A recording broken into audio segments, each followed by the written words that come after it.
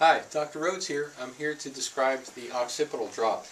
When people are getting adjusted, they see me waving my thumbs around like this. I want to explain what that's all about. So it's called the occipital drop. The first thing you know is the backbone on the back of the skull here is called the occiput.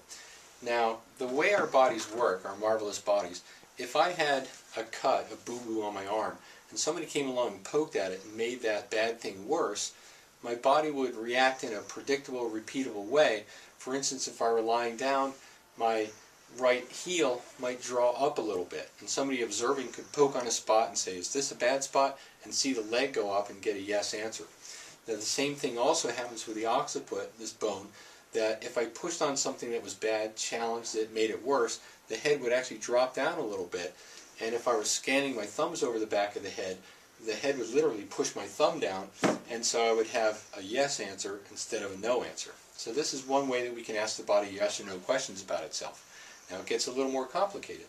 Some chiropractors don't notice the skull dropping down, but they can feel with their thumb there a little, temporary like bumping up of the muscle. So when we elicit a response, the response is that the muscle goes up there and the chiropractor can feel that. Well, it gets a little more intriguing as well. Because this bone, because this body is not just made of chemical stuff, there's an energy field that surrounds it. When we're asking the yes or no questions, we can actually elicit a change in the body's electromagnetic field, which will interact with the practitioner's electromagnetic field, so we can get the thumb to drop not in physical contact with the body, but just because the field changed for a moment, and we got this answer instead of this answer. The ways to elicit the response could be that we touch the body part in question.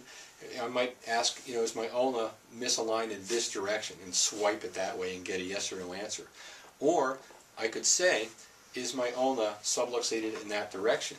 And just the voice command elicits a response from the body that gives a yes or no answer. It gets even weirder.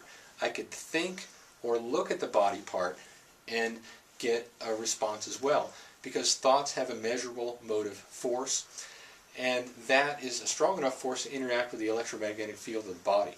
So the next step, besides gliding my thumbs over the back of the head, could be to use my own head as a surrogate and say, if there's a little child running around and we can't pin them down, let me check the kid from here and use my head because my field is in their field.